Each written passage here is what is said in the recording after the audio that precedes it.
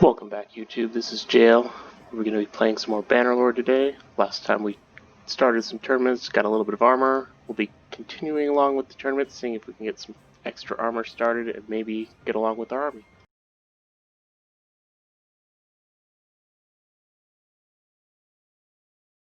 We're gonna another good tournament to join. See if there's anybody super strong here. Possible companion. We're probably going to want to pick up somebody who's a medic early on. We're not really going to do a whole lot of tactics. We're not going to do a whole lot of scouting. We can get that up ourselves, so we just need to check for those. Looks like we'll get a nice one-handed sword here. Probably won't use it, but it's always good to have one. Get those foresters out of the way. We already gained a level just by virtue of doing this, and we're also getting a lot of two-handed experience, which is why we want this two-handed and bow, because you'll see a lot of these that the bows are very popular as well. We got a four-way match here. He's down, and we want this experience, so we will. Ooh, mess that up. Yeah. If you can get them to swing wrong and block it, you can easily kill them. You just need that initial hit. We're gonna bet a little bit more on ourselves here. Although these Falksmen are pretty strong. They're another tier 5 troop, but they're not so worrisome with the lack of armor. And he made a mistake right off, so we can move on. And the last guy, I'm pretty confident about winning this one, but you don't get a lot betting later. Ooh. Yeah, he got us. We didn't really want that sword that much. It would have just been nice to sell. Really, it's about that early game experience. So we want to get... These ones will be slow to level. We're not really worried about that. We want to get smithing up quite a bit later on. Riding will go up passively. Steward will go up passively. We're going to want to max out probably our skills early on. And Shield Breaker's great. We don't care about the mounts, because when we use two-handed, we're probably going to be taking out people.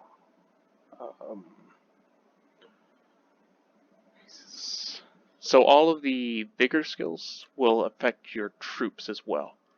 Bow does a little bit, but a lot of these control skills are mostly about yourself.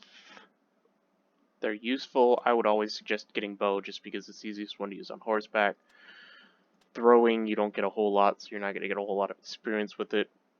You could build quite a bit around it, but they're not as... And they do a lot of damage when they hit, but bow's going to be... You can hit from further, you get a lot more arrows. It'll take up 2, maybe 3 spots, but overall it's great. I normally like to get these up because you'll get... Early, you'll get some skills that'll help. You'll get more HP, you'll get more control, you'll get troop benefits, you'll get everything in the vigor. Athletics is great later on. Endurance is great for a lot of things. You're either going to ride or you're going to run.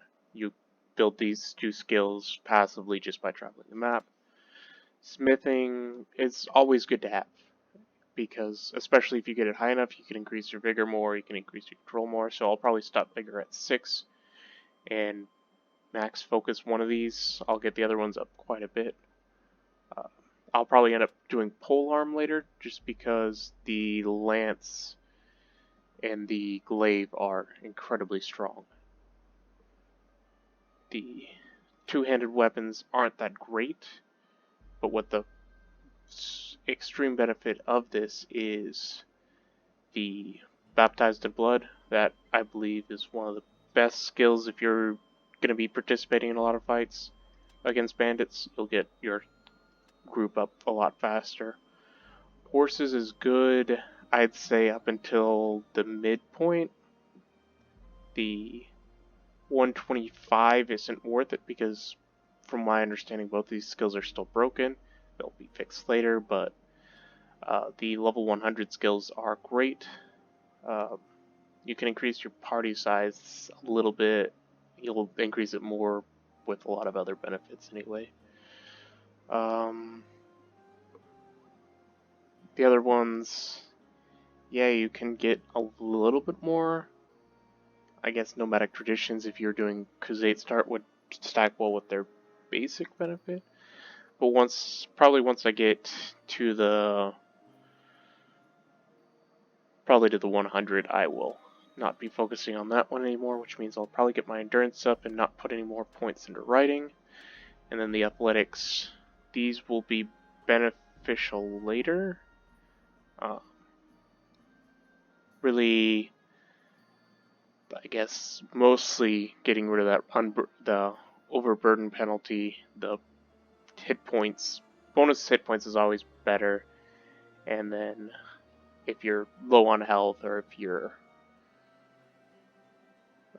getting your foot troops to move faster, especially if I'm going to go with a lot of Sturgian people, and extra HP, so athletics will be better later on. But we'll just be using that. We'll be equipping a horse right before we go into battle while we're leveling that up anyway. Tactics is great probably all the way to the end anyway. Retreating is important.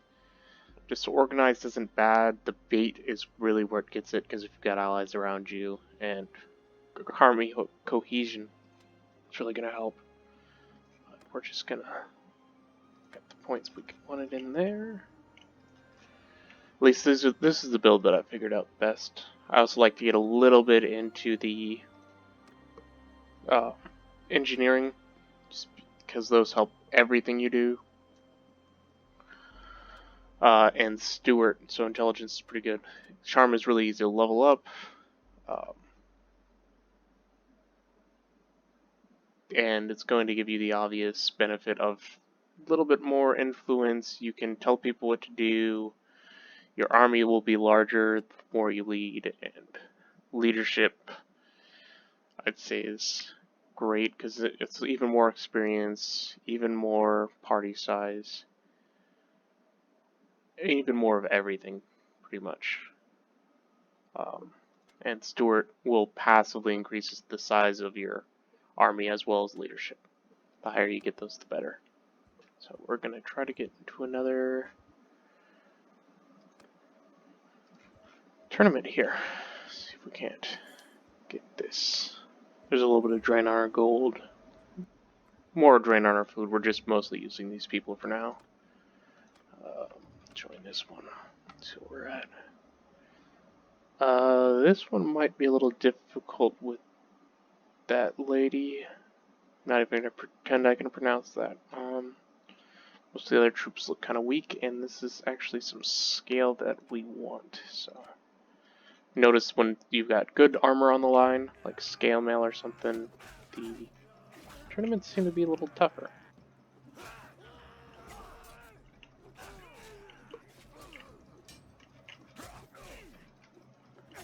And this is the worst position to be in. Okay. Get both of them looking at me when I don't have a shield. Alright. And this is what I was talking about, the bows in this area, because we have a little bit in bow, and I always like to level that up. We're going to let them kill each other, I think. Unless he wants to piece me.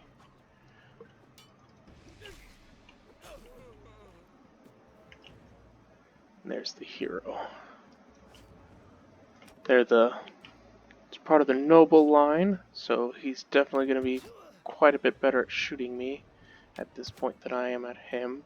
But just really need to strafe as you shoot. And don't try to beat him out on those notches. If you get ahead of him, do it, but make sure to move in between them.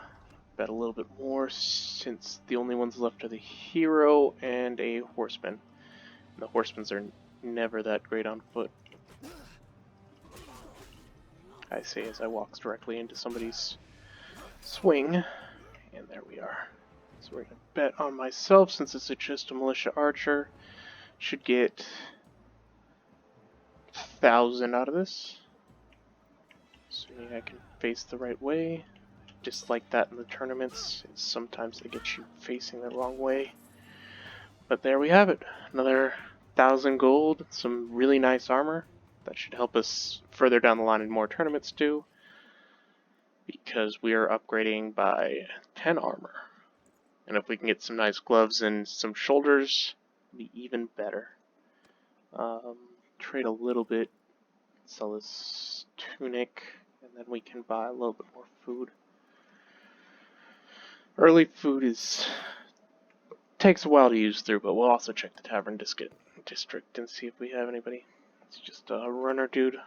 I don't want to invest a lot into early companions because they're just going to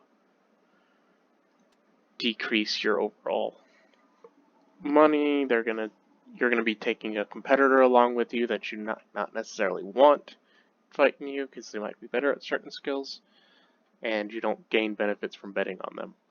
If I gained benefits from betting on them and I got their items, then I'd be more inclined to get better companions, but then you'd eventually just have companions taking up the entire slot of your army and you'd win every tournament.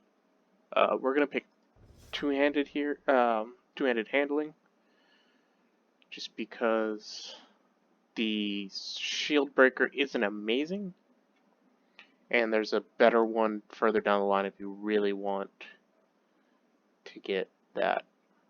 I think it's one of the ones you have to get. Yeah, shield breaker. So you could do quite a bit of damage to a shield. I'll probably end up getting the damage against shields anyway. So getting a 30% buff and a 40% buff. They'll stack, but I'd rather have handling early so that I can get the swing speed with the swords, because I prefer swords over axes. They work better on horseback, from my experience, and you don't have that dead spot early in the swing. So we're just going to stick around here, make a loop from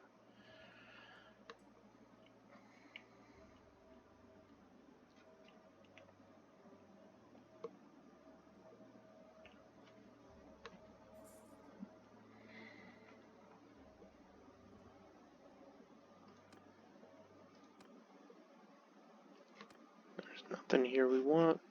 Could pick up a couple more troops, but we don't need them. Let's see if our benefits are working yet. Looks like we are still a ways away, but you can see that we've not been in a fight, but we're getting some experience for low-level people by virtue of having a high leadership early on. And that'll be better when you get larger armies too, so we'll work on that later. I don't want to get into fights with bandits yet. We're still got quite a few levels to go, but we have another tournament here with some nice boots, some tier 4 boots. And looks like there might be a couple difficult people, but nobody that outright says I shouldn't bet on this. Unless, of course, I die right away. In which case I have to rely on my ally, but looks like we're going to go to the next round just because we're the only two groups left. That was not a very good showing on my part. So we will bet a little bit more because gambling habits, and there's 4 on 4.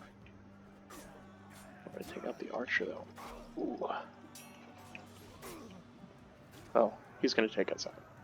And we might actually lose this one, yep.